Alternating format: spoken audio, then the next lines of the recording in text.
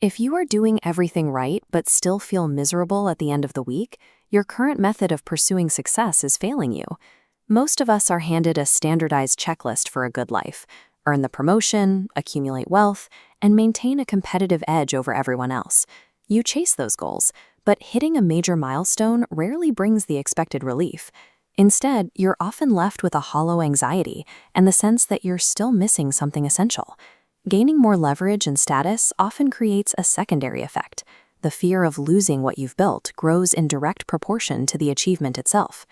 Achieving every goal on your list without finding peace suggests that your internal metrics are misaligned with your actual needs. This is the finish line illusion, the belief that one final achievement will eventually deliver lasting satisfaction. In this model, milestones aren't endpoints. They simply reset the race at a higher level of difficulty. Living this way turns your life into a high-speed sprint without a defined destination. You are running as fast as possible toward a point that doesn't exist. Winning within a system that has no endpoint feels exactly like losing. The root cause of this burnout is often simple. Most people are chasing goals that don't belong to them. We can call this inherited success.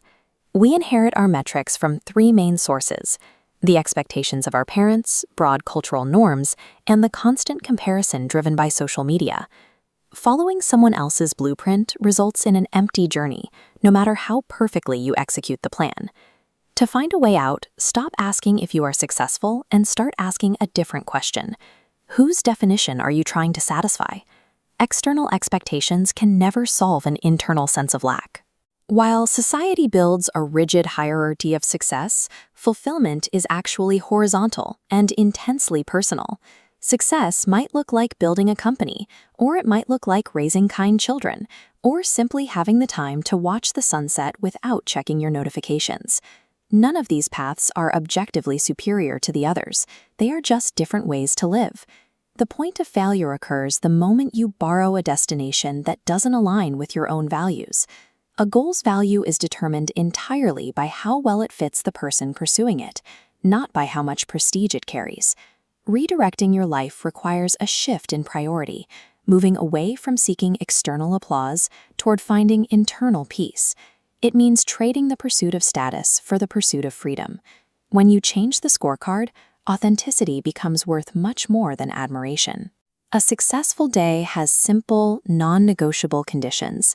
You wake up without pretending to be someone else, and you end the day with a quiet mind. A day lived without regret is a far more rigorous and rewarding metric than the simple acquisition of external leverage. The world will always try to sell you new, updated definitions of what you should want. You have the right to reject them. In fact, you have to create your own. A life built on other people's expectations might look impressive from the outside, but only you know if it feels good to live in it. Designing a life that feels like home from the inside is a far more enduring success than building a monument for others to admire.